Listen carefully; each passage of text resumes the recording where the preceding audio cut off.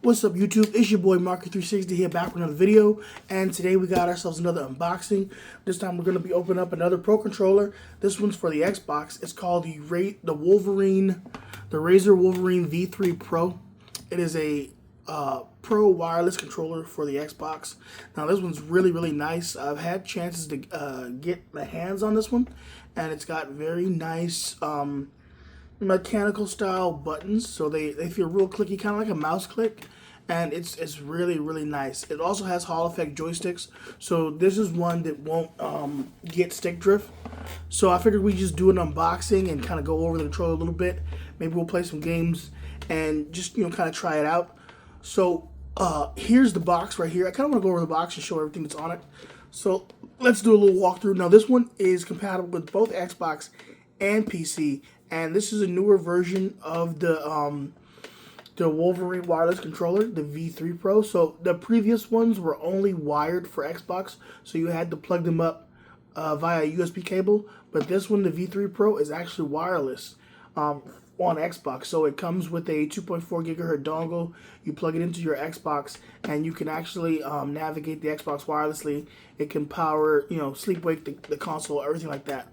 So it's really nice to have a wireless one. It's more expensive than the wired version. There is a wired version of this that's only $100, and right now it's on sale for $60 even, which is a really good deal because it doesn't have, like, it loses the wireless connectivity, but for the most part it keeps the same functionality. I think there are just some few changes, but for the most part it's the exact same controller. So $60 for what is considered a really nice controller is a pretty good deal. This one normally goes for $200, which is really expensive, but right now it's also on sale for about $160, which is also a really good deal for this controller. This is a really nice high-end controller, and it's really comfortable to use. It feels really great in the hand. So if you can pick that one up from Walmart, Best Buy, Target, any one of your usual suspects, I would go ahead and do it. It's on sale for the holidays. I'm not sure how much longer it'll be on sale, but yeah, definitely go ahead and pick that one up. But as you can see what it says on the front, so it has mouse click back buttons, which they have this very clicky, like a mouse. They have this very clicky feel to it. It has that really nice feedback that you get like clicking a mouse. It has Hall effect thumbsticks. It has 4 back buttons in the back of it, which is great. Very similar to the Elite Series 2 controller. It has Hall effect thumbsticks. Now this is where it outdoes the Elite Series 2, because these Hall effect sticks effectively mean that you're not going to get any drift. So stick drift is a thing of the past when it comes to this controller because of the way the sticks are designed. They also are more accurate and precise, which is also something that's really nice. They essentially use magnets instead of the old potentiometer technology that's used in previous, previous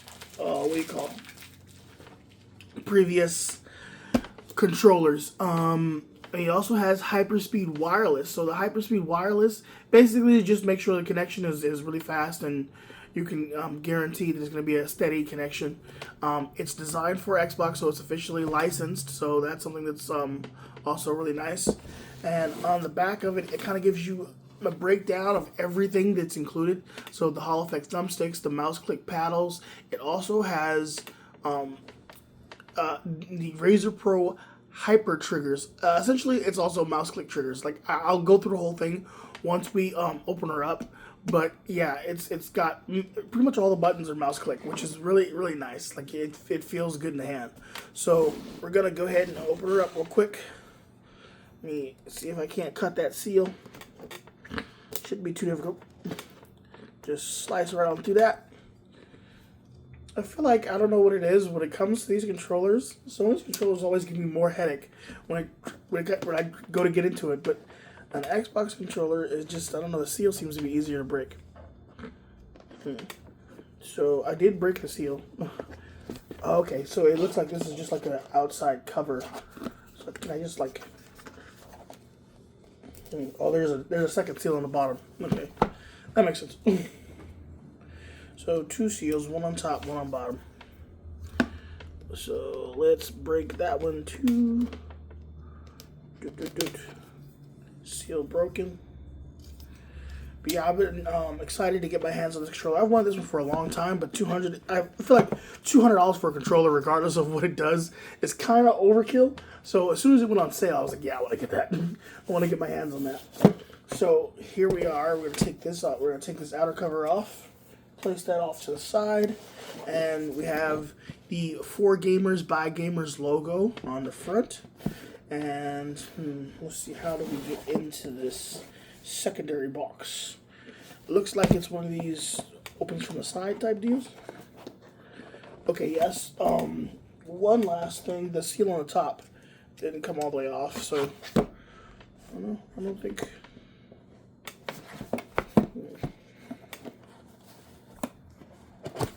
Oh, okay. It opens from the bottom, like kind of like I present it to you like a present. So there we go. So it comes with a hard clamshell case, kind of similar to the one that came with my DualSense Edge.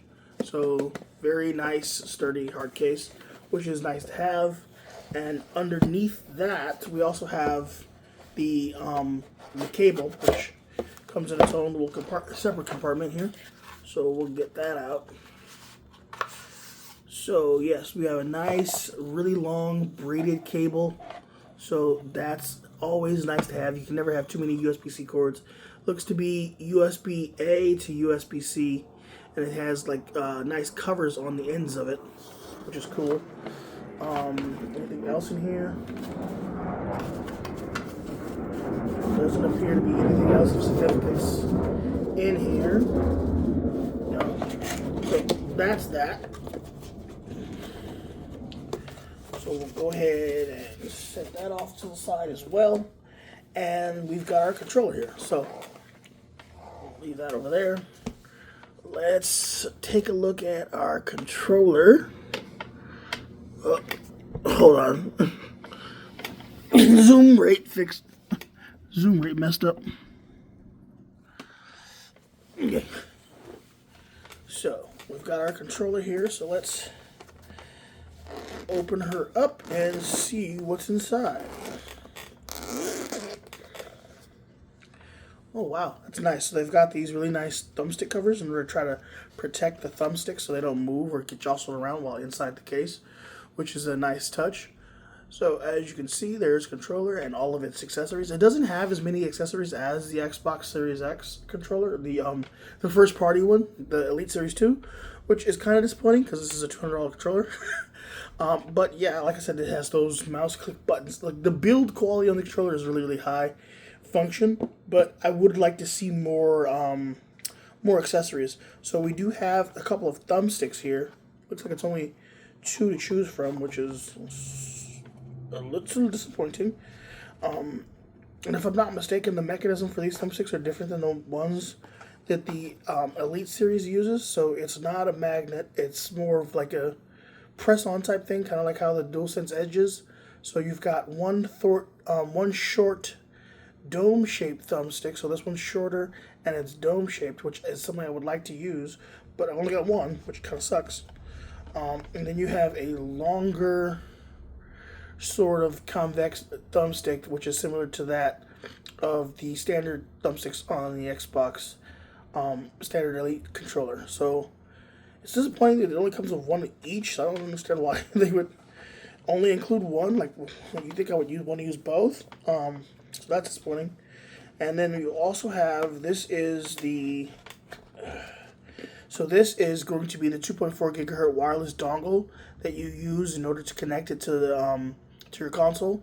So it doesn't connect wirelessly without the use of the dongle. It doesn't have like a direct to Xbox connection or a Bluetooth connection. You have to use this. So you have to make sure you have the USB-C ports available in order to use it. So yeah. So let's move that over here. And here's the controller itself. So we'll go ahead and take these thumbstick protectors off, and wow, there we go. So this is the Razer V3 Pro. So it's a very nice controller, as I said. You can see it's very reminiscent of the kind of Xbox design language, the shape and the way the thumbsticks are placed. We've got a USB-C port on the top here. It's got a little cover So let's take this sticker off, peel that, and man, nice looking controller, really, really nice. So like I said, all the buttons are kind of mouse click. So if you listen, when you click the buttons, it sounds mouse clicky. It's very nice. Same goes for the D-pad. Very, very nice mouse clicky D-pad. You've got the sticks. Clicking that's more of a normal click. So you also have on the top here, you have your standard LB and RB, and you also have the triggers, but you also have extra buttons. It's an extra, let's see, it's labeled M1 and M2. So you have extra buttons that can be mapped to the top, and both the LB and RB have nice clicks. Now you have full travel on the triggers, but it also has trigger stops. And if you adjust the trigger stop, the triggers become mouse clicks. Oh man, that is really satisfying. It's really, really nice. So if you're playing an FPS and you want that instant pull when it comes to shooting, oh, that's gonna be really, really nice. So definitely something to look out for. Really nice there. You've also got your 4 mappable back buttons. As you can see, you can map the back buttons to anything you want using the Razer app on the console. And yeah, real nice stuff there. Really clicky. So it's got some really nice clicky buttons. I don't know if it has a charge. Let's see if we power it on. I think that's the power on button. Ooh, it does have a charge. Vibrate it.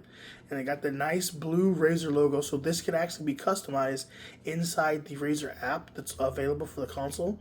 So yeah, once you connect it to the console, you can customize the logo, have it shine different colors and what have you. So I'm going to go ahead and I'm going to go ahead and hook this up to the console, and then we'll show off the app for a little bit. So let me go ahead and do that. Okay, so here we are. We're back, and we're on the Razer app. So they immediately once you hook up the controller, it immediately recognizes it, and it has a let's get started. So let's check that out. See what it tells us. So we've got.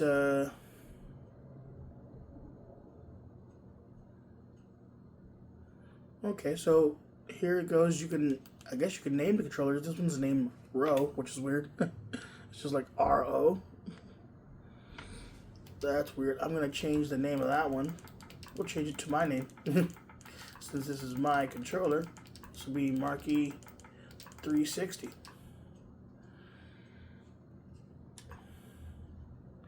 So we'll go ahead and save that. And as you can see here, you can create multiple profiles.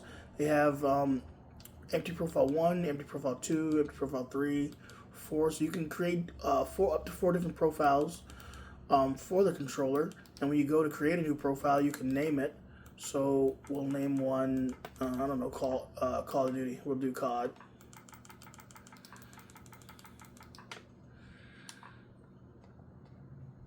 So once you go ahead and name your profile, you can click on it there.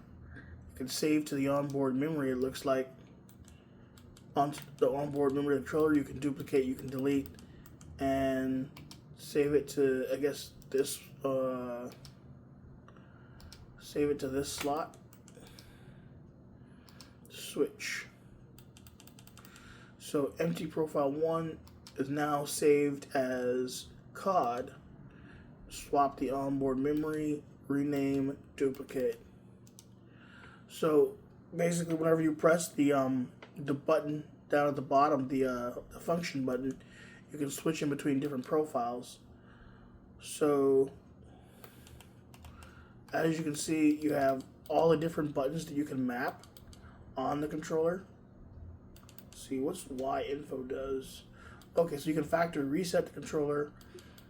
We've got the software notices, things of that nature. And X goes through a whole tutorial, so let's check that out. Select the profile, swap over memory. You can rename the controller. What? Oh, the app just shut down.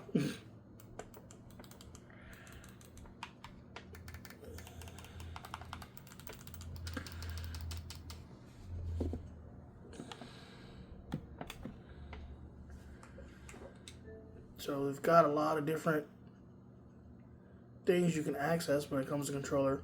When it's not connected, it'll just show the kind of Razer logo.